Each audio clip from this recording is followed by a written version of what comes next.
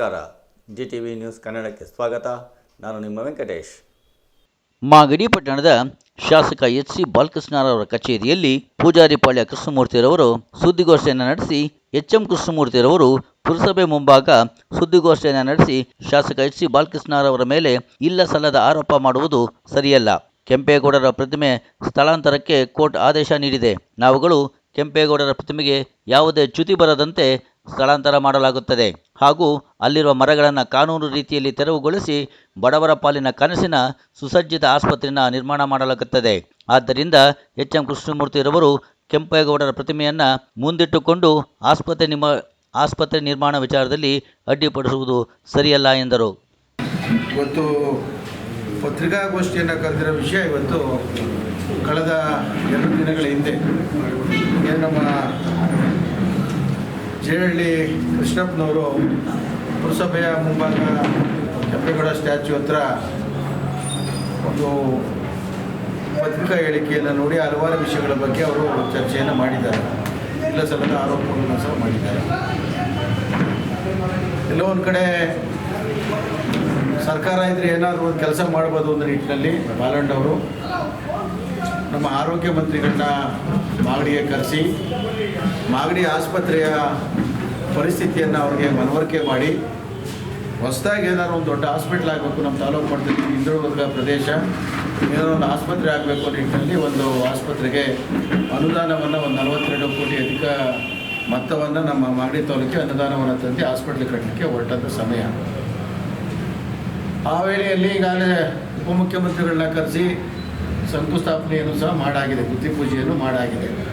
ಇನ್ನು ಕೆಲಸ ಸ್ಟಾರ್ಟ್ ಮಾಡಬೇಕು. ಟೆಂಡರ್ ಆಗಿದೆ, ಟೆಂಡರ್ದಾರ ಹೆಸರು ಇದೆ, ಪ್ಲ್ಯಾನಿಂಗ್ ಇದೆ, ಕೆಲಸ ಸ್ಟಾರ್ಟ್ ಮಾಡಬೇಕು, ಜಾಗ ಹ್ಯಾಂಡ್ ಓವರ್ ಮಾಡಬೇಕು ಅವ್ರಿಗೆ.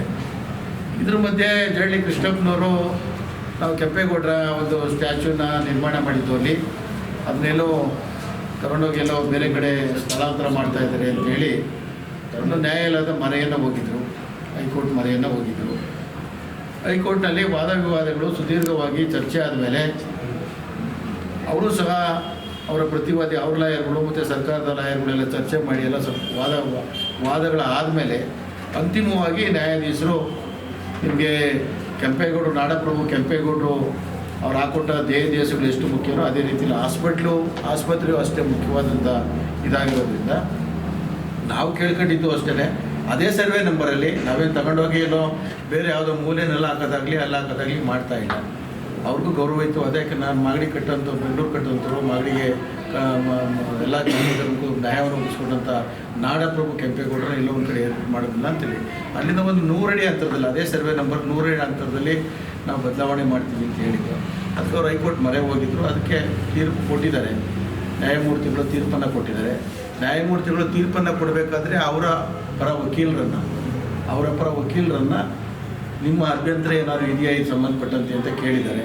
ಇಲ್ಲ ಸ್ವಾಮಿ ಅದೇ ಸರ್ವೆ ನಂಬರ್ ಇಟ್ಟು ನಮಗೆ ಅಭ್ಯಂತರ ಏನಿಲ್ಲ ಅಂತ ಹೇಳಿದ್ದಾರೆ. ಅದೇ ರೀತಿ ಅವರು ಒಂದು ಆದೇಶವನ್ನು ಹೊರಡಿಸಿದ್ದಾರೆ. ಏನು, ನಾಡಪ್ರಭು ಕೆಂಪೇಗೌಡರಿಗೆ ಯಾವುದೇ ರೀತಿ ಧಕ್ಕೆ ಆಗದಂಗೆ ಅವರಿಗೆ ಗೌರವಯುತವಾಗಿ ಸ್ಥಳಾಂತರ ಮಾಡಿ ಅದೇ ಸರ್ವೆ ನಂಬರ್ ಮಾಡ್ತಾ ಸ್ಥಳಾಂತರ ಮಾಡಿ ಅವರಿಗೆ ಗೌರವವನ್ನು ಕಾಪಾಡಿ ಅಂತ ಹೇಳಿದ್ದಾರೆ. ಅದೇ ರೀತಿ ನಾವು ಕೆಲಸ ಮಾಡಿ ಹೊರಟಿದ್ದೀವಿ. ಇಲ್ಲ ಸಲ್ಲದ ಬಂದು ಜರಳಿ ಕೃಷ್ಣಪ್ಪವ್ರು ಬಂದು ಹಾಗೆ ಹೀಗೆ ಏನೇನೋ ವಿಷಯಗಳು ಈ ಕಥೆಗಳು ಹೇಳ್ಕೊಂಡು ಹೋದ್ರೆ ನಾನು 1 ಗಂಟೆ ಪ್ರೆಸ್ ಮೀಟ್ ಮಾಡ್ಬೋದು. ಅದು ಮಾಡೋ ಅವಶ್ಯಕತೆ ಇಲ್ಲ. ವಿಷಯವಾಗಿ ತಕ್ಕನಾಗೆ ಚರ್ಚೆ ಮಾಡ್ತಾಯಿದ್ದೀವಿ. ಹೈಕೋರ್ಟ್ ಆಡಾದ್ಮೇಲೆ ಅದಕ್ಕೆ ಸಂಬಂಧಪಟ್ಟಂತೆ ಎಲ್ಲಿ ಸ್ಥಳಾಂತರ ಮಾಡಬೇಕು, ಅದಕ್ಕೆ ಮೂರ್ತಿಯನ್ನು ಎಲ್ಲಿ ಪ್ರತಿಷ್ಠಾಪನೆ ಮಾಡೋದು ಅದಕ್ಕೆ ಸಂಬಂಧಪಟ್ಟ ಕೆಲಸ ಕಾರ್ಯಗಳು ಸ್ಟಾರ್ಟ್ ಆಗಿದೆ. ಅವತ್ತೆಲ್ಲ ಒಂದು ಕಡೆ ಅದು ಮೆಟ್ಲನ್ನ ಎಲ್ಲ ಕೀಳು ಸ್ಟಿಪ್ ಮಾಡಬೇಕಾದ್ರೆ ಬೇಕಲ್ಲ, ಅದಕ್ಕೆ ಕೆಲಸ ಸ್ಟಾರ್ಟ್ ಮಾಡಿದ್ದಾರೆ. ಅಮಾವಾಸ್ಯೆಯಲ್ಲಿ ಮಾಡಿದ್ದಾರೆ, ರಾತ್ರಿ 9 ಗಂಟೆಯಲ್ಲಿ ಮಾಡಿದ್ದಾರೆ. ಅಂಥ ಕಳ್ತನದ ಕೆಲಸ ಏನು ಮಾಡಿಲ್ಲ. ಬೆಳಿಗ್ಗೆ ಹೊತ್ತೇ ಹೋಗಿ ಅದಕ್ಕೆಲ್ಲ ಜರುಗಿಸಿ ಸ್ಟಿಪ್ ಮಾಡಬೇಕಲ್ಲ ಅನ್ನೋ ಕೆಲಸಕ್ಕೆ ಪ್ರಾರಂಭ ಆಗಿದೆ. ಅದನ್ನು ಒಂದು ಕಡೆ ಆಪಾದನೆ ಮಾಡ್ತಾರೆ. ಅವರ ಪರ ವಕೀಲರನ್ನೇ ಇಟ್ಕೊಂಡು ಅವ್ರ ಪರ ವಕೀಲರನ್ನೇ ಏನು ನಮಗೆ ಅಭ್ಯಂತರ ಇಲ್ಲ, ನೀವು ಶಿಫ್ಟ್ ಮಾಡ್ಬೋದು ಅಂತ ಹೇಳಿದ್ಮೇಲೆ ನ್ಯಾಯಾಧೀಶರು ಒಂದು ಆದೇಶವನ್ನು ಮಾಡಿದ್ದಾರೆ. ನಾವು ಅದ್ರ ಪ್ರಕಾರ ಆ ಗೌರವವನ್ನು ಕೊಟ್ಟು ನ್ಯಾಯಾಲಯಕ್ಕೆ ಗೌರವವನ್ನು ಕೊಡಬೇಕು. ಕಾನೂನಿಗಿಂತ ಯಾರೂ ಮೇಲಲ್ಲ. ಅದ್ರ ಪ್ರಕಾರ ಅದಕ್ಕೆ ನ್ಯಾಯವನ್ನು ಒದಗಿಸ್ಕೊಡ್ಬೇಕು. ಅದೇ ರೀತಿ ನಾವು ಕೆಲಸವನ್ನು ಮಾಡ್ತೀವಿ. ಎರಡನೇದು, ನೀವು ಹೇಳಿದ್ರಿ ಮರಗಳನ್ನ ಕಡಿಬಾರ್ದು ಅಂತಷ್ಟ, ಅದಕ್ಕೆ ಆಮೇಲೆ ಈ ಕೆಂಪೇಗೌಡ ಸ್ಟ್ಯಾಚ್ಯೂ ವಿಷಯಕ್ಕೆ ಸ್ಟೇ ತಂದುಬಿಟ್ಟಿದ್ದೀರಿ ಅಂತ ಹೇಳ್ತಾ ಇದ್ದೀರಾ. ಯಾಕಿಲ್ಲ ಸಲ್ಲದ ಆರೋಪಗಳನ್ನ ಮಾಡ್ತಿದ್ದೀರಾ? ನಮ್ಮ ಸಾಗರು ನನ್ನ ನೋಡಿದೆ, ನಮ್ಮ ಸ್ನೇಹಿತರು ಸಾಗರ್ ಹೇಳ್ತಾರೆ, ಇದಕ್ಕೆ ಸ್ಟೇ ತಂದುಬಿಟ್ಟವ್ರೆ, ಹಾಸ್ಪಿಟಲ್ ಮಲಗಿದ್ರು ಸ್ಟೇ ತಂದುಬಿಟ್ಟವ್ರೆ ಹಾಗೆ ಹೀಗೆ ಅಂತ ಹೇಳ್ತಾರೆ. ದಯಮಾಡಿ ಇವರು ಅಪೀಲೇ ಹೋಗಿಲ್ಲ, ಇದರಲ್ಲಿ ಮುಂದಿನ ಆದೇಶ ಆದಮೇಲೆ ಈ ಆದೇಶದಲ್ಲಿ ಅಪೀಲು ಹೋಗಿಲ್ಲ, ಇಲ್ಲ ಸ್ಟೇನೂ ಇಲ್ಲ, ಯಾವುದಿಲ್ಲ, ಆದರೆ ಇದಕ್ಕೆ ತಂದು ಕೊಡ್ಬೋದು. ಅದಾದ ಮೇಲೆ ಮರಗಳಿಗೆ ಹೋಗ್ತಾರೆ.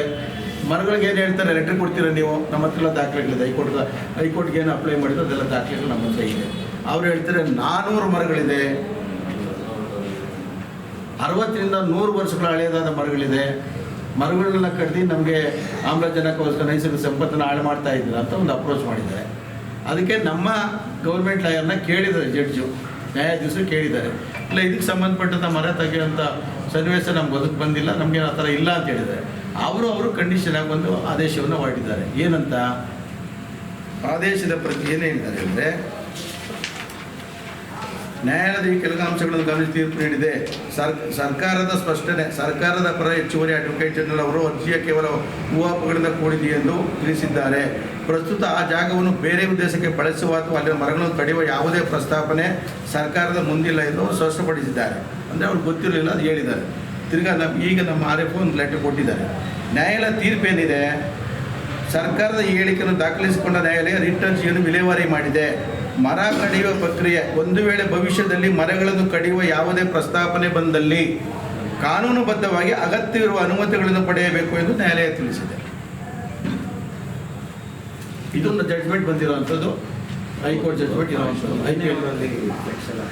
ಎಲ್ಲೂ ಸ್ಟೇಜ್ ಏನು ಹಾಕ್ಬಿಟ್ಟು ನಮ್ಮನ್ನು ಸ್ಟೇ ಕೊಟ್ಬಿಟ್ಟು ಮರ ಕಡಿಬಾರ್ದು ಅಂತೇನು ಹೇಳಿಲ್ಲ.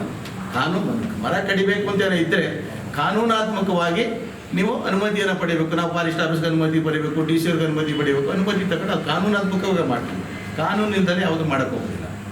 ದಯಮಾಡಿ ಕೈ ಮುಗಿದು ಕೇಳ್ಕೊಳ್ತೀವಿ. ಎಲ್ಲ ಒಂದು ಕಡೆ ಅಭಿವೃದ್ಧಿ ಆಗ್ತಾ ಇದೆ ಸರ್. ನಾವು ಬಡವ್ರಿಗೆ ಸಾಹುಕಾರರಿಗೆ ಅಂತಲ್ಲ ಹಾಸ್ಪಿಟ್ಲ್ ಬೇಕಾಗಿರೋದು, ಎಲ್ರಿಗೂ ಬೇಕು ಸರ್. ನನ್ನ ಮಾವನಿಗೆ ಹಾವು ಕಚ್ಚಿಬಿಡ್ತು ಸರ್, ಸ್ವಂತ ಅಕ್ಕನ ಗಂಡನಿಗೆ ಹಾವು ಕಚ್ಚಿಬಿಡ್ತು. ಹಾವು ಕಚ್ಚಿ ಮಾಗಡಿ ಹಾಸ್ಪಿಟ್ಲಿಗೆ ಕರ್ಕೊಂಬಂದರು. ಮಾಗಡಿ ಹಾಸ್ಪಿಟ್ಲಿಗೆ ಕರ್ಕೊಂಡು ಸರಿಯಾದ ಟ್ರೀಟ್ಮೆಂಟ್ ಸಿಕ್ಕಲಿಲ್ಲ. ಅಂದರೆ ಮೆಡಿಸಿನ್ ಇಕ್ಕಲಿಕ್ಕೆಲ್ಲ ಅದು ವ್ಯವಸ್ಥಿತವಾದ ಒಂದು ಪೀಠೋಪಕರಣ ಇದಿರಬೇಕು, ಎಲ್ಲ ಬೇಕು, ಇರಲಿಲ್ಲ. ತಾವರೆಕೆರೆ ಹೋದಕ್ಕೆ ಸತ್ತೇ ಹೋದರು ಸರ್. ಸಾಹುಕಾರಗಳು ಹಾಸ್ಪಿಟ್ಲಿಗೆ ಹೋಗ್ತಾರೆ ಸರ್, ದೊಡ್ಡ ಹಾಸ್ಪಿಟ್ಲಿಗೆ. ಕೃಷ್ಣಮೂರ್ತಿ ಅವರು ಚೆನ್ನಾಗಿದ್ದಾರೆ, ದೊಡ್ಡ ಮಟ್ಟದಲ್ಲಿದ್ದಾರೆ. ಸುಗುಣ ಹಾಸ್ಪಿಟ್ಲಿಗೆ ಹೋಗಿ ಪಾಪ ಅವರೇನೋ ಸಣ್ಣ ಪುಟ್ಟ ಇದು ಮಾಡ್ಕೊಂಡಿದ್ದಾರೆ ಸರ್. ನಮ್ಮ ಬಡ ಜನತೆ, ನಮ್ಮಲ್ಲಿ ಮಾಗಡಿ ತಾಲೂಕು ಅದು ಹಿಂದುಳಿದು, ನಂಜುಂಡಪ್ಪ ವರದಿ ಪ್ರಕಾರ ಹಿಂದುಳಿದ, ನೀವೇ ಹೇಳ್ತೀರಾ ಹಿಂದುಳಿದ ಪ್ರದೇಶ ಅಂತೇಳಿ.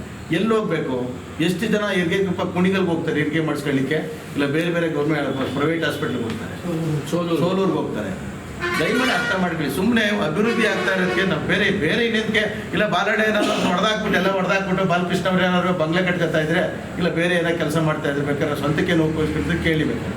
ಎಲ್ಲೋ ಕಷ್ಟಪಟ್ಟು ಅನುದಾನವನ್ನು ತಂದು ಕೆಲಸ ಮಾಡ್ತಾ ಇರೋ ಸಂದರ್ಭದಲ್ಲಿ ಇದನ್ನ ಅಡೆತಡೆ ಮಾಡಿದ್ವಿ ಸರ್. ಬೆಳೆಸೋಣ ಸರ್, ನಾವು ಸೇರ್ಕೊಂಡು ಬೆಳೆಸೋಣ ಸರ್. ಮರಗಳು ಬೆಳೆಸೋದು ಬೇಡ, ಮರ ಬೇಕು ಸರ್.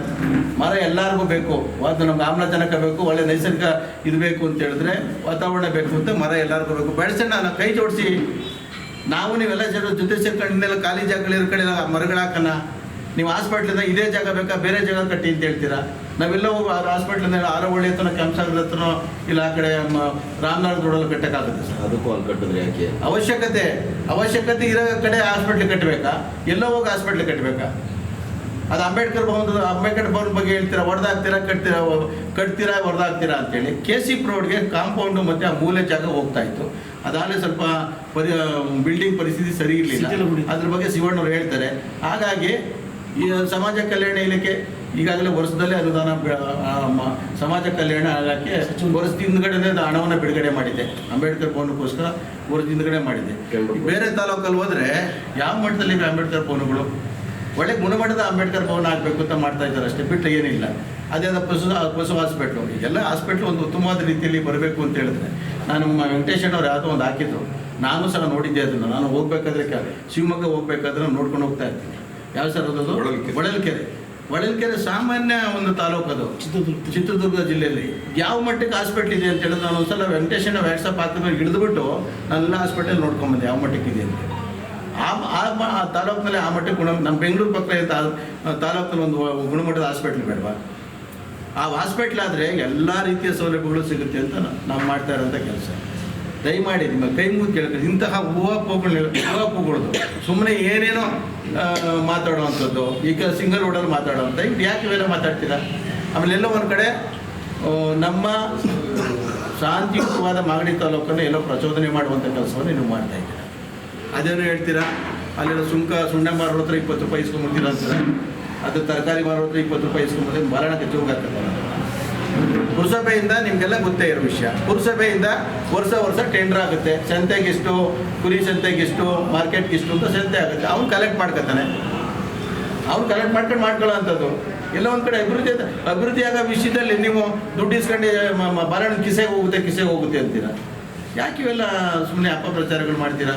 ಜನ ಏನನ್ಕಂತಾರೆ, ಮಾಧ್ಯಮದಲ್ಲಿ ಬರುವಂಥದ್ದನ್ನ ಕೆಲವು ವಿಷಯಗಳನ್ನ ಸತ್ಯಾಂಶ ಇರ್ಬೋದು, ಇವ್ರು ಹೇಳ್ತಾ ಇದ್ದಾರೆ ಸತ್ಯಾಂಶ ಇರ್ಬೋದು ಅಂತಾರೆ. ಆ ಕೋಟೆ ಜಾಗವನ್ನು ಏನೋ ಭಾಗ ಮಾಡಿ 2 ಭಾಗದಲ್ಲಿ ದುಡ್ಡು ಎತ್ಕೊಂಡ್ಬಿಟ್ಟು ಯಾರೋ ಸೋಮೇಶ್ವರ ದೇವರು. ಅದಕ್ಕೆ ಇವ್ರಿಗೇನು ಅದು ಅಷ್ಟು ನಾಲೆಡ್ಜಬಲ್ ಇಲ್ವಾ? ಸೋಮೇಶ್ವರ ದೇವರು ಅಂತ ಹೇಳಿದ್ರೆ ನಮ್ಮ ಮಾಗಡಿನಲ್ಲಿ ಇನ್ಯಾವುದು ಸೋಮೇಶ್ವರ ದೇವಸ್ಥಾನ ಇದೆ? ಸೋಮೇಶ್ವರ ದೇವಸ್ಥಾನ ಬಿಟ್ಟೇ ಬಿಡ್ತೀರಾ ನೀವು. ಸೋಮೇಶ್ವರ ದೇವರು ಅಂತ ಹೇಳ್ತೀರಾ. ಯಾರೋ ಕೊನೆ ಸೋಮೇಶ್ವರ ದೇವರು ರಾತ್ರಿ ಹೊತ್ತು ತಗೊಂಡೋಗೋರ ಮನೆ ದುಡ್ಡು ಕೊಟ್ಬಿಡ್ತಾರಾ ಅಂತ ಹೇಳ್ತೀರಾ. ಅದಕ್ಕೆ ಸಂಬಂಧಪಟ್ಟಂಥ ದುಡ್ಡು ಬಿಡುಗಡೆ ಆಗಿದೆ. KC ರಸ್ತೆಯವರು ದುಡ್ಡು ಬಿಡುಗಡೆ ಮಾಡಿದ್ದಾರೆ. ಆ ದುಡ್ಡು ಎಲ್ಲೋಗಿದೆ ಚೆಕ್ ಮಾಡಿ. ಇವಾಗ ಸೋಮೇಶ್ವರ ಕಮಿಟಿಯವರು ಇಲ್ಲೇ ಅವರೇ, ಅಲ್ಲಿ 70 ಲಕ್ಷ ಹಣ ಜಮಾ ಆಗಿದೆ, ಅದಕ್ಕೆ ದಾಖಲೆ ಇದೆ.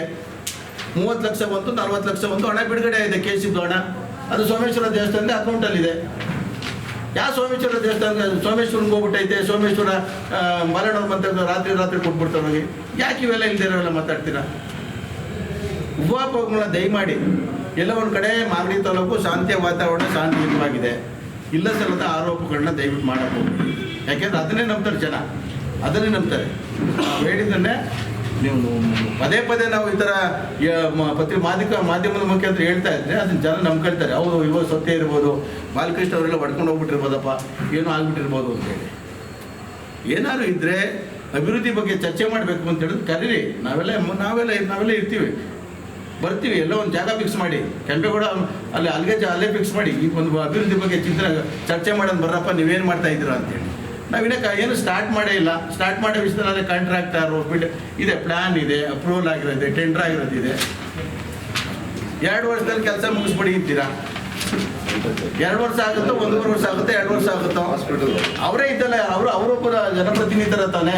ಅವರು ಬಂದು ಚೆಕ್ ಮಾಡ್ತಾ ಇರಲಿ, ಕಳಪೆ ಮಟ್ಟದಲ್ಲಿ ಕೆಲಸ ಆಗ್ತಾ ಇದೆ, ಗುಣಮಟ್ಟದಲ್ಲಿ ಕೆಲಸ ಆಗ್ತಾ ಇದೆ, ಚೆನ್ನಾಗಿ ಆಗ್ತಾ ಇದೆ ಅಂತ ಅವರು ಚೆಕ್ ಮಾಡಲಿ.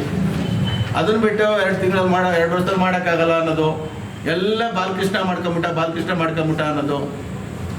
ಬೇರೆ ಉದಾಹರಣೆಗಳಿದೆ, ಬೇರೆ ಉದಾಹರಣೆಗಳು. ಯಾರು ಏನು ಮಾಡ್ತಾರೆ ಉದಾಹರಣೆಗಳಿದೆ. KC ಹಣ ಬಿಡುಗಡೆ ಆಗಿರೋದು 2018 ಈಚೆಗೆ ಬಿಡುಗಡೆ ಆಗಿರೋಂಥದ್ದು. 2018 ಬಾಲಕೃಷ್ಣ ಅವ್ರ MLA ಅಲ್ಲ, ಅವ್ರು ದುಡ್ಡು ಹಾಕ್ಸ್ಕೊಳಕ್ಕಾಯ್ತದ? ಅದನ್ನು ಚೆಕ್ ಮಾಡಬೇಕಪ್ಪ, ಎಲ್ಲಿ ಹೋಗಿದೆ ದುಡ್ಡು, ಏನಾಗಿದೆ ಚೆಕ್ ಮಾಡ್ಕೋಬೇಕಪ್ಪ. ನಾನು ಅದಕ್ಕೆ ಅವ್ರು ಹೇಳಿದ ತಕ್ಷಣ ನಮಗೂ ಆಶ್ಚರ್ಯ ಆಯ್ತು, ಏನಪ್ಪ ಇದು ಅಂತೇಳಿ. ನಾವು ದಾಖಲೆಗಳು ನೋಡಿದ್ರೆ ಸೋಮೇಶ್ವರ ಸ್ವಾಮಿ ದೇವಸ್ಥಾನದಲ್ಲಿ ನಮ್ಮ ಮಾಗಡಿ 40 ಲಕ್ಷ 30 ಲಕ್ಷ ಅಕೌಂಟ್ ಡಿಪಾಸಿಟ್ ಆಗಿರೋ ದಾಖಲೆಗಳಿದೆ. ಜಾಗ KCBಗೆ ಹೋಗಿದೆ ಅಂತ ಹೇಳ್ತಾ ಇದ್ರೆ 2 ಕಡೆ ಕೋಟೆಗೆ ಜೇಗೆ ಸೇರಿರೋ ಜಾಗ ರಾಮೇಶ್ವರನ ಹೆಸರಲ್ಲಿದೆ. ಸೋಮೇಶ್ವರಕ್ಕೆ ಹೇಗೆ ಹೋಗುತ್ತೆ ಅದು ಗೊತ್ತಿಲ್ಲ ಸರ್. ಪಾಣಿ ಇರೋದು ಕೋಟೆ ರಾಮೇಶ್ವರ ಖಾತೆ ಮಾಡಿದ್ದಾರೆ ಅಂತ ಹೇಳ್ತಾರೆ. 4 ಖಾತೆಯನ್ನು ಮಾಡಿದ್ರಂತೆ. 2 ಖಾತೆಯಲ್ಲಿ ಹೋಗಿದೆ ಅಂತ ಸರ್. 2 ಖಾತೆಗೆ ದುಡ್ಡು ಹೋಗಿದೆ ಅಂತ. ದುಡ್ಡೆಲ್ಲಾರು ಅವ್ಯವಹಾರ ಯಾವುದು ಅಮೌಂಟ್ ಅಂತ ನೋಡಪ್ಪ, ಯಾವ ಹೋಗಿರೋದು ಕೋಟೆ ಪೂರ ರಾಮೇಶ್ವರ ಸೇರಿರ್ಬೋದು. ಆದ್ರೆ ಈಗ ಪರಿಸ್ಥಿತಿ ದಾಖಲೆಗಳು ನೋಡಿದ್ರೆ ಸಂಬಂಧ ಇಲ್ಲ. ಅದ್ರ ದಾಖಲೆ ಇದೆಯಲ್ಲ ಸರ್, ಅದನ್ನ ಪಾಲನೆ ಮಾಡ್ಸಕ್ ಹೋಗಿರ್ತಾರ. ಕ್ವಶನ್ ಮಾಡ್ತಾ ಇರೋದು ಅಲ್ಲ, ಅದನ್ನ ಅವ್ರು ಎಲ್ಲಿ ಕೇಳಬೇಕು ಅಂತ ದಾಖಲೆಗಳು ಕೊಟ್ಟು ಪ್ರಾಚ್ಯ ವಸ್ತು ಇಲಾಖೆ ಕೊಡಬೇಕು, ಇಲ್ಲ ಧಾರ್ಮಿಕ ದತ್ತಿ ಇಲಾಖೆ ಕೊಡಬೇಕು, ಇದು ರಾಮೇಶ್ವರಕ್ಕೆ ಸಂಬಂಧಪಟ್ಟಿದ್ದಪ್ಪ, ಇದು ದೇವಸ್ಥಾನಕ್ಕೆ ಸಂಬಂಧಪಟ್ಟಿದ್ದು, ನೀವೇ ಕಲ್ಲು ಹಾಕಿದ್ದೀರ ಅಂತ ಅದನ್ನ ಕೇಳಬೇಕು. ಇಲ್ಲ ಆ ದುಡ್ಡೇನಾದರೂ ದುರುಪಯೋಗ ಪಡಿಸ್ಕೊಂಡು ಏನೋ ಜೋಗ ಹಾಕೊಂಡ್ಬಿಟ್ಟಿದ್ರಪ್ಪ, ಅದ್ರ ಬಗ್ಗೆ ಚರ್ಚೆ ಮಾಡಿ. ಪ್ರತಿಯೊಂದಕ್ಕೂ ನೀವು ಬಾಲಣ್ಣನ ಬಗ್ಗೆನೇ ಬಾಲಣ್ಣ ಮಾಡ್ಕೊಂಬಿಟ್ರು ಎಲ್ಲ ಮಾರ್ಕೊಂಬಿಡ್ತಾರೆ ಅಂತ ಅಂದರೆ ಇವೆಲ್ಲ ಎಲ್ಲೋ ಒಂದು ಕಡೆ ಕುಚೋಚಿತವಾದ ಮಾತುಗಳನ್ನ ಆಡ್ಕೊಂಡು ಎಲ್ಲ ಶಾಂತಿ ಕಥೆಗಳು. ಸರ್ ಯಾರೂ ಸುಮ್ಮನೆ ಇರಲ್ಲ ಸರ್. ಅವ್ರಿಗೆ ಎಷ್ಟೋ ಜನ ಅಭಿಮಾನಿಗಳು ಇರ್ತಾರೋ, ಬೇರೆಯವ್ರಿಗೂ ಅಷ್ಟು ಅಭಿಮಾನಿಗಳಿರ್ತಾರೆ, ನಮ್ಗೆ ತಪ್ಪ ಇದ್ದೇ ಇರ್ತಾರೆ. ಈಗೆಲ್ಲ ಒಂದು ಕಡೆ ಶಾಂತಿ ಕದರುವ ವಾತಾವರಣ ಸೃಷ್ಟಿ ಆಗ್ತಾ ಇದೆ. ಈಗ ಪ್ರಾಚ್ಯ ವಸ್ತು ಇಲಾಖೆಯಲ್ಲಿ ಅವರು ಅರ್ಜಿ ಹಾಕಿದ್ದಾರೆ ಸರ್ವೆ ಮಾಡಬೇಕು. ಹೌದು, ಕೋಟೆ ಸುತ್ತ 200 ಮೀಟರ್ ವ್ಯಾಪ್ತಿಯಲ್ಲಿ ಯಾವ ಕೆಲಸ ಮಾಡ್ಬೋದು ಮಾಡಲಿ ಸರ್. ಸರ್ವೆ ಮಾಡಿದ್ರು, ಸರ್ವೆ ಮಾಡಕ್ ಹಾಕಿದ್ರಂತೆ. ಮಾಡಿ. ನಾವು ಅವಕಾಶ ಮಾಡ್ಕೊಡ್ತೀವಿ ಅಂತ ಸರ್ ನಾವ್ಯಾಕೆ ಕಟ್ಟೆ ಬರೋದು ಸರ್? ಅದಕ್ಕೆ ಪಾಲನೆ ಯಾಕೆ ಕಟ್ಟೆ ಬರ್ತಾರೆ ಸರ್ವೆ ಮಾಡಕ್ಕೆ ಸರ್? ಸರ್ ಈಗ ಅರ್ಜಿ ಹಾಕಿರೋದು ಯಾರು? ಕೃಷ್ಣಪ್ಪನವರು ಅರ್ಜಿ ಹಾಕಿದ್ದಾರೆ ತಾನೆ. ಅವ್ರು ಬಂದಂತ ಸಮಯದಲ್ಲಿ ಅವರು ನಿಂತ್ಕೊಂಡು ಅಧಿಕಾರಿಗಳು ಕರೆಸ್ಲಿ ಬೇಡ ಅಂದವ್ರು ಯಾರು? ಪ್ರಾಚ್ಯ ವಸ್ತು ಅಧಿಕಾರಿಗಳು ಬಂದಾಗ ಸರ್ ಪ್ರಾಚ್ಯ ವಸ್ತು ಅಧಿಕಾರಿಗಳು ಸರ್ಕಾರ ಬರ್ತಾರೆ ಅನ್ಕೊಳ್ಳಿ. ತಾಲೂಕು ಆಫೀಸಿಂದ ಯಾವುದೇ ಸರ್ವೆ ಅಧಿಕಾರಿಗಳನ್ನ ಕಳಿಸ್ತಾ ಇಲ್ಲ, ಯಾವುದು ಮ್ಯಾಪು ಕೊಡ್ತಾ ಇಲ್ಲ. ಸರ್ ಈಗ ಅಲ್ಲಿಗೆ ಬಂದಂತ ಆ ದಿನಾಂಕ ಅದು ಬರ್ತಾರೆ, ಯಾವುದೋ ಒಂದು ದಿನಾಂಕದಿಂದ ಪ್ರಾಚ್ಯ ವಸ್ತು ಇಲಾಖೆಯವರು ಸರ್ವೆ ಎಲ್ಲ ಬರ್ತಾರೆ ಅನ್ಕೊಳ್ಳಿ. ಅವಾಗ ತಹಸೀಲ್ದಾರ್ಗೆ ಹೇಳ್ಬೇಕು, ತಹಸೀಲ್ದಾರ್ಗೆ ಹೇಳಿ ಬರ್ಲಿಲ್ಲ ಅಂತ ಹೇಳಿದ್ರೆ ಅವಾಗ ಬೇಕಾದ್ರೆ ಯಾರು ನೋಟಿಸ್ ಕೊಟ್ಟು ಒಂದು ಗಮನಕ್ಕೆ ತಂದು ಮಾಡಿಸಿದ್ರೆ ಆಯ್ತಪ್ಪ. ಯಾರು ಮಾಡಬೇಡ ಅಂತ ಹೇಳೋರು ಯಾರು? ಇಲ್ಲೇನೋ ಬಂಗ್ಲೆ ಕಟ್ತಾವ್ರ ಯಾರು ಅಲ್ಲಿ? ಇಲ್ಲ ಬೇರೆ ಏನೋ ಜಾಗ ಒತ್ತುವರಿ ಮಾಡ್ಕೊಂಡವ್ರ? ಮಾಡ್ಕೊಂಡಿದ್ದಾರೆ ಅಂತ ಅವ್ರಿಗೆ ಸರ್ ಯಾರೋ ಮಾಡ್ಕೊಂಡಿರ್ಬೋದು, ಬಾಲಕೃಷ್ಣ ಮಾಡ್ಕೊಂಡಿದಾರ? ಅಲ್ಲ, ಪೂರ್ವ ಭಾಗದಲ್ಲೂ ಒತ್ತುವರಿ ಆಗಿದೆ, ಹಿಂದ್ಗಡೆನೂ ಒತ್ತುವರಿ ಆಗಿದೆ. ಅದನ್ನು ಎಷ್ಟಿದೆ ಜಾಗ ಅಂತ ಸರ್ ಅವರು ಸರ್ವೆ ಮಾಡಿಸೋದ್ರಲ್ಲಿ ಎರಡು ಮಾತಿಲ್ಲ ಸರ್. ಮಾಡಿಸ್ತೀವಿ, ಒಳ್ಳೆತನಕ್ಕೆ ಮಾಡಿಸ್ತಾರೆ. ಆದರೆ ನೀವು ದೂಷಣೆ ಮಾಡೋದು ಯಾರ ಬಗ್ಗೆ? ಇಲ್ಲ ಅಣ್ತಂದಿರ ಬಾಲಕೃಷ್ಣ ಅವ್ರ ಅಣ್ತಂದಿರ ಬಂದವ್ರ, ಅವ್ರ ಸಂಬಂಧಿಕರು ನಮ್ಮ ಕಾರ್ಯಕರ್ತರು ಬಂದು ಮನೆ ಕಟ್ಕೊಂಡವ್ರ? ಒತ್ತುವರಿ ಮಾಡಿ ಬಿಡಿಸ್ಲಿ ಬೇಡ ಅಂತ ಹೇಳೋದಿಲ್ಲ. ಆದರೆ ಅದಕ್ಕೆ ಮಾತಾಡೋದು ಕರೆಕ್ಟಾಗಿ ರೀತಿಯಾಗಿ ಮಾತಾಡ್ಬೇಕು. ಎಲ್ಲ ಬಾಲಕೃಷ್ಣನೇ ಮಾಡ್ಕೊಂಬಿಟ್ಟ ಅಂತೇಳಿ ದಯಮಾಡಿ ಇದನ್ನು ಬಿಡಿ. ಯಾಕೆಂದರೆ ಶಾಂತಿಯ ವಾತಾವರಣ ಇದೆ, ದಯವಿಟ್ಟು ಕದ್ರಕ್ಕೆ ಹೋಗ್ಬೇಡಿ. ದಯಮಾಡಿ ಇಂಥವೆಲ್ಲ ಬಿಡಬೇಕು ಅಂತೇಳಿ ನಾನು ಕೈ ಮುಗಿ ಕೇಳ್ಕೊಳ್ತೀನಿ ಪ್ರತಿಯೊಂದು. ಯಾಕೆಂದರೆ ಪ್ರತಿಯೊಂದೂ ಬಾಲಕೃಷ್ಣ ಮಾಡ್ದ ಬಾರಿಕೆ ನೀವೆಲ್ಲ ಜೊತೆಲಿ ಇದ್ಕೊಂಡು ಗೆಲ್ಸಿದ್ದೀರಾ. ಚುನಾವಣೆ ಮಾಡಿದ್ರೆ ನಾವ್ಯಾರು ನಾವು ಚುನಾವಣೆ ಮಾಡಲಿ. ಇದಕ್ಕೆ ಅಂತ್ಯ ಇಲ್ವಾ ಸರ್? ಸರ್ ಅಂತ್ಯ ಇಲ್ಲ ಸರ್. ಕರೆದು ಮಾತಾಡಿ, ಚರ್ಚೆ ಮಾಡಿ. ಸರ್ ನಾನು ಹೇಳ್ತಾ ಇದ್ದಿಲ್ಲ, ಬಹಿರಂಗವಾಗಿ ಹೇಳ್ತಾ ಇದ್ದಿಲ್ಲ ಸರ್. ಸರ್ ನಾನು ಬಹಿರಂಗ ಚರ್ಚೆಗೆ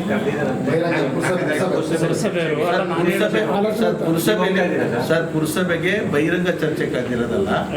ಹೈಕೋರ್ಟ್ ಆರ್ಡರ್ ಏನಿದೆ ಅದ್ರ ಪ್ರಕಾರ ಅದನ್ನ ತೋರಿಸಿ ಅವ್ರು ಮನವರಿಕೆ ಮಾಡ್ಲಿಕ್ಕೆ ಅವ್ರು ಕರೆದಿದ್ದಾರೆ. ಕೃಷ್ಣಪ್ಪನವ್ರು ಇಲ್ಲ ರೀ ಚರ್ಚೆ ಮಾಡ್ಬೇಕು ಬರ್ರಿ ನಮ್ಗೆ ಈ ತರ ಅಂತ ಆಹ್ವಾನ ಮಾಡ್ಲಿ, ನಾವು ಬರ್ತೀವಿ. ಕೂತ್ಕೊಂಡು ಸವೈತು ಮಾತಾಡೋಣ. ನೀವೇ ಒಂದು ಆಹ್ವಾನ ಕೊಡ್ಬೋದಲ್ಲ ಸರ್? ಮಾತಾಡ್ಬೇಕು ಚರ್ಚೆಗೆ ಸಿದ್ಧ ಇದೆ ಸರ್. ನಾವು ಸಿದ್ಧವಾಗಿದ್ದೀವಿ. ನಾವು ಅವರೇ ಹೇಳ್ಬೇಕು, ಅವರೇ ಬರಬೇಕು, ಅವರೇ ದಿನಾಂಕವನ್ನು ಗೊತ್ತು ಮಾಡಿ ಬನ್ನಿ, ಇಂಥ ಸಮಯಕ್ಕೆ ಬನ್ನಿ, ನನ್ನ ಹತ್ರ ದಾಖಲೆಗಳಿದೆ ಅಂತ ಕರೆಸ್ಲಿ. ನಾವು ಬಂದು ಚರ್ಚೆ ಮಾಡ್ತೀವಿ. ಸಂಬಂಧಪಟ್ಟ ದಾಖಲೆಗಳು ನಾವು ಇಟ್ಕೊಳ್ತೀವಿ. ಈ ಕೋರ್ಟ್ ಸರ್ ಈಗ ನ್ಯಾಯಾಲಯಕ್ಕಿಂತ ದೊಡ್ಡವ್ರು ಯಾರೂ ಇಲ್ಲ. ನ್ಯಾಯಾಲಯ ದೊಡ್ಡದು, ಅದು ತಿರುಗ್ತಾ ತಲೆ ಬಗ್ಲೇಬೇಕು. ಎಲ್ಲ ನಾವು ತಲೆ ಬಾಗ್ತಾ ಇದ್ದೀವಿ. ಈ ಮರ ಕಡೆ ವಿಷಯದಲ್ಲಿ ಹೇಳಿದ್ದಾರೆ, ನಾವು ರೂಲ್ಸ್ ಪ್ರಕಾರ ನಾವು ಫಾಲೋ ಅಪ್ ಮಾಡ್ತೀವಿ. ನಾವೇನೋ ಮರ ತಗೊಂಡು ಯಾರೋ ಹೇಳ್ತಾರೆ ಸೌದೆಗಿಲ್ವೇನೋ ಮರ ಕಡಿತಾವ್ರೆ. ಏನು ಸರ್ ಇವೆಲ್ಲ ಸಿಲ್ಲಿ ಮಾತುಗಳು ಆಡ್ಕೊಂಡು? ಬಾಲಣ್ಣನ ಮನೆಗೆ ಸೌದೆ ಇಲ್ವಾ ಮನೆ ಅಡುಗೆ ಮಾಡೋಕ್ಕೆ?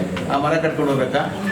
ಮಾತಾಡ್ಬೇಕಾದ್ರೆ ಒಂದು ಲಿಮಿಟ್ ಇರ್ಬೇಕು ಸರ್. ಒಂದು ಜವಾಬ್ದಾರಿ ಇದ್ದ ಸ್ಥಾನದಲ್ಲಿ ಇದ್ದಂಥವ್ರು, ಜವಾಬ್ದಾರಿ ಮನುಷ್ಯನ ಮೇಲೆ ಮಾತಾಡ್ಬೇಕಾದ್ರೆ ಒಂದು ಜವಾಬ್ದಾರಿ ಇರಬೇಕು. ಮಾತಾಡ್ಬೇಕಾದ್ರೆ ಯಾವ ಥರ ಮಾತಾಡ್ಬೇಕು? ಬಾಯಿಗೆ ಬಂದಾಗ ಮಾತಾಡ್ದಲ್ಲ. ಅವರೇ ಎಲ್ಲೋ ಒಂದು ಕಡೆ ಹೇಳ್ಕೊಂಡಂಗೆ ಅಲ್ಲೇ ಸಭೆ ಪ್ರೆಸ್ ಮೀಟ್ ಅಲ್ಲಿ ಹೇಳಿದಂಗೆ ನನ್ನ ಹತ್ರ ಬಂದು ಚರ್ಚೆ ಮಾಡಿದ್ರೆ ನನಗೆ ಅವಕಾಶ ಕೊಡ್ತಿದ್ದೆ ಅಂತ. ಬರ್ಲಿ ಸರ್, ಅದೇ ಜಾಗಕ್ಕೆ ಬರ್ಲಿ ಸರ್. ನೀವು ಅವರು ನನ್ನ ಕರೆದು ಮಾತಾಡಿದ್ರೆ ನಾನು ಏನು ಮಾಡ್ಕೊಳ್ಳೋದಿಲ್ಲ ಸರ್. ಈಗ ನಾವು ಅದನ್ನು ಯಾವ ರೀತಿ ಹೇಳಿಸ್ಬೇಕು ಅದನ್ನು ಹೇಳಿಸಾಗಿದೆ, ಆಯಿತಾ? ನಮ್ಮ ತಮ್ಮಾಜಿಯವರನ್ನ ಬಾಲಣ್ಣವರ ಸಹೋದರ ಅಶೋಕ್ ಅವರೇ ಹೋಗಿ ಚರ್ಚೆ ಮಾಡಿದ್ದಾರೆ. ಇದೊಂದು ಒಳ್ಳೆಯ ಅಭಿವೃದ್ಧಿ ಕೆಲಸ ಆಗಬೇಕು ಅಂತೇಳಿ ಅವ್ರ ಮನೆ ಬಾಗಿಲು ಹೋಗಿ ಚರ್ಚೆ ಮಾಡಿದ್ದಾರೆ. ಅವ್ರಿಗೇನೇನೋ ಬೇರೆ ಥರ ಏನೋ ಗೊತ್ತಿಲ್ಲ ನನಗೆ, ಅವೆಲ್ಲ ನಾವು ಒಳಗೆ ಹೇಳೋಕ್ಕಾಗೋದಿಲ್ಲ. ಇಲ್ಲ ಬೇಡ ಈ ಥರ ಇದೆ ಸ್ವಾಮಿ ಅಂತ ಕರೀಲಿ. ಇಲ್ಲ ಎಲ್ಲರೂ ನಾವು ಕೆಂಪೇಗೌಡರಿಗೆ ನಾವು ಅಗೌರವ ತೋರಿಸಿ ಎಲ್ಲೋ ತೊಗೊಂಡೋಗಿ ಇಟ್ಬಿಟ್ಟು ಮರ್ಯಾದೆ ಕಳೀತಾ ಇದ್ದೀವಿ ಅನ್ನೋಬೇಕಾದ್ರೆ ಅದನ್ನು ಹೇಳಬೇಕಾದ್ರೆ ಚರ್ಚೆ ಮಾಡೋದು ಬನ್ನಿ ಅಂತ ಕರೀಲಿ. ನಾವು ಬರ್ತೀವಿ, ಕೂತ್ಕೊಂಡು ಚರ್ಚೆ ಮಾಡೋಣ. ಒಳ್ಳೆ ಸೌಹಾರ್ದ ಬೆಳವಣಿಗೆ ಆಗ್ತಾಯಿದೆ, ಒಳ್ಳೆ ತಾಲೂಕು ಅಭಿವೃದ್ಧಿ ಆಗ್ತಾಯಿದೆ, ಅದ್ರ ಬಗ್ಗೆ ಚಿಂತನೆ ಮಾಡೋಣ. ಇಲ್ಲ ಕರೀಲಿ, ಯಾವ್ದಾರು ಕಳಪೆ ಕೆಲಸ ಆಗ್ತದೆ ನೋಡಿ ಅಂತ ಕಳಪೆ ಕೆಲಸ ಮಾಡ್ತಾ ಇದ್ರು ಬರ್ರಿ ಅಂತ ಕರೀಲಿ, ಅದನ್ನ ಚರ್ಚೆ ಮಾಡೋಣ. ಅದನ್ನು ಬಿಟ್ಟು ಇಲ್ಲೇ ಸಲ್ಲದ ಆರೋಪಗಳನ್ನ ಮಾಡಿ ದಯಮಾಡಿ ಇವತ್ತು ನೋಡಿ ಕೆಂಪೇಗೌಡ ಸ್ಟ್ಯಾಚ್ಯೂನ ಯಾವ ಮಟ್ಟಕ್ಕೆ ಇಡ್ತಾ ಇದ್ದೀವಿ ಅಂತ ಹೇಳಿದ್ರೆ ಕೆಲಸನೂ ಸ್ಟಾರ್ಟ್ ಮಾಡಿದ್ದೀವಿ.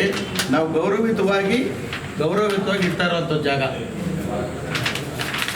ಕೆಂಪೇಗೌಡ ಸ್ಟ್ಯಾಚ್ಯೂನ ಇದಕ್ಕಿಂತ ಉತ್ತಮವಾದ ರೀತಿಯಲ್ಲಿ ಗಾಂಧಿ ಸ್ಟ್ಯಾಚ್ಯೂನ ತೆಗಿಬೇಕಾದ್ರೆ ಹೇಳ್ತಾ ಇದ್ರು, ಹಗ್ಗ ಹಾಕಿರ್ಬಿಟ್ರಪ್ಪ, ಮೆರವಣಿಗೆ ನೇಣಾಕ್ಬಿಟ್ರೆ ಕಣಪ್ಪ, ಗಾಂಧಿ ಸ್ಟ್ಯಾಚ್ಯೂನ ಎತ್ಬಿಟ್ರೆ ಮರ್ಯಾದೆ ಊಟ ಕಣಪ್ಪ ಅಂತ ಹೂವಪ್ಪ ಅಂತಿದೆ. ಇವತ್ತು ಯಾವ ಮಟ್ಟಕ್ಕೆ NS ಸರ್ಕಲ್ ಬೆಳವಣಿಗೆ ಆಗಿದೆ ಅಣ್ಣ. ಅದು ಬೆಲ್ಟ್ ಬೇರೆ ತರ ಯಾವ ತರನು ಹಾಕಕ್ಕೆ ಆಗಲ್ಲ. ಅದನ್ನ ಸ್ಟ್ಯಾಚ್ಯೂ ಹಚ್ಚಕ್ಕೆ ಆಗೋದಿಲ್ಲ. ಏನೋ ಅವಶ್ಯಕತೆ ಈಗ ಆಗಿದೆ. ಅದೇನು 5 kg 10 kg ಇಲ್ಲ ಅಲ್ಲ, ಈಗ ಆಗಿದೆ NS ಸರ್ಕಲ್ ಆಗಿದೆ.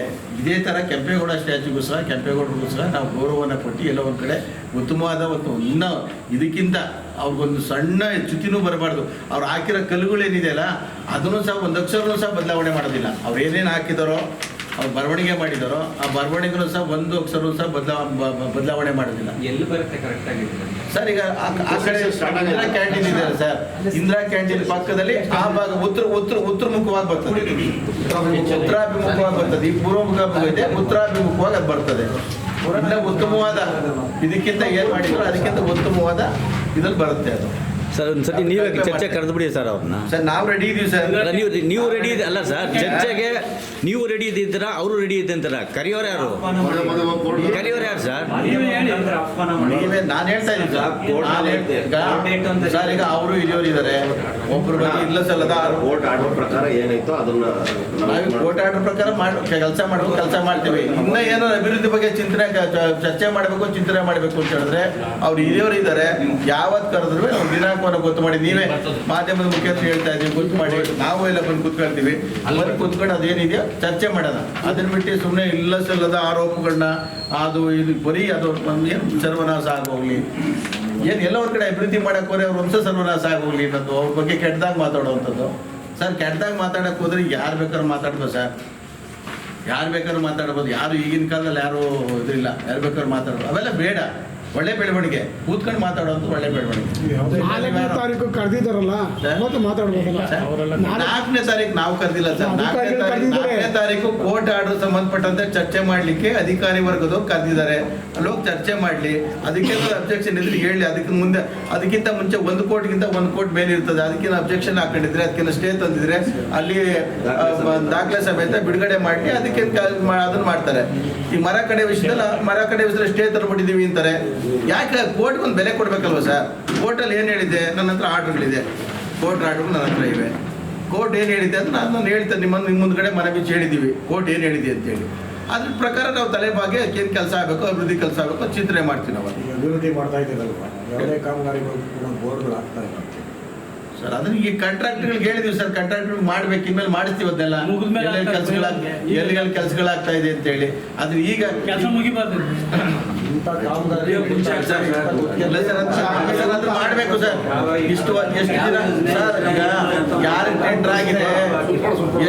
ಟೆಂಡರ್ ಆಗಿದೆ, ಎಷ್ಟು ಮೌಲ್ಯದ ಟೆಂಡರ್ ಆಗಿದೆ, ಇದರ ಅವಧಿ ಎಷ್ಟು, ಅದೆಲ್ಲ ಇರ್ತದೆ ಸರ್. ಅದನ್ನ ಮಾಡಬೇಕು, ಮಾಡಿಸ್ತೀವಿ ಸರ್. ಮುಂದೆ ಈಗ ಹಾಸ್ಪಿಟ್ಲಿಗೂ ಹಾಕ್ತೀವಿ, ಹಾಸ್ಪಿಟ್ಲಿಗೂ ಹಾಕಿಸ್ತೀವಿ, ಎಲ್ಲದಕ್ಕೂ ಹಾಕ್ತೀವಿ, ಎಲ್ಲ ಕೆಲಸಕ್ಕೂ ಹಾಕ್ತೀವಿ.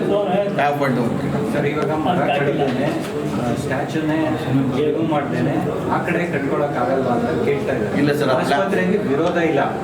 ಈ ಮರಗಳನ್ನ ಇದನ್ನ ಬಿಟ್ಟಿ ಮಾಡ್ಲಿ, ನಾವೇ ಮರ ಕಡಿದಲ್ಲಿ ಹಾಸ್ಪಿಟ್ಲಿಗೆ ಸರ್ ಕಟ್ಟಕ್ಕಾಗುತ್ತೆ. ಈಗ ತಾಲೂಕು ಆಫೀಸ್ ಇದೆಯಲ್ಲ, ಎಷ್ಟೇ ಸಾಲೋದಿಲ್ಲ ಸರ್, ಅದು ಸಾಲೋದಿಲ್ಲ ಸರ್. ಅದು ಸರ್ ಇಲ್ಲಾಂದ್ರೆ ಪಶು ಹಾಸ್ಪಿಟಲ್ನಾಗ ಕೊಡ್ದಾಗ್ತಾ ಇತ್ತು, ಪಶು ಹಾಸ್ಪಿಟಲ್ನಾಗ ಕೊಡ್ದಾಗ್ತಾ ಇತ್ತು.